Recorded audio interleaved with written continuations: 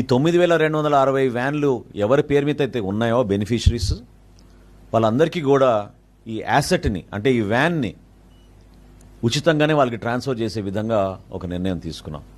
ఎందుకంటే వాళ్ళ లైవ్లీహుడ్ కూడా ఎఫెక్ట్ కాకూడదు.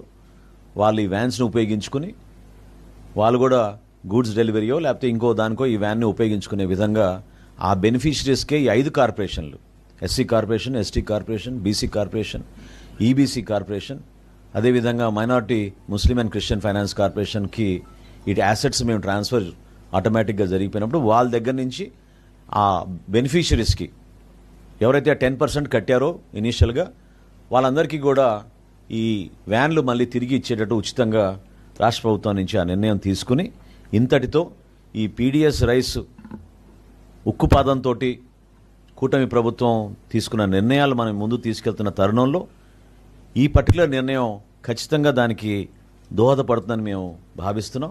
కొంతవరకు మేము దీని ద్వారా ఈ రైస్ డైవర్షన్ ఖచ్చితంగా ఆగుతూనే ఒక నమ్మకంతో ఈ కార్యక్రమాన్ని ఈరోజు తీసుకొచ్చాం.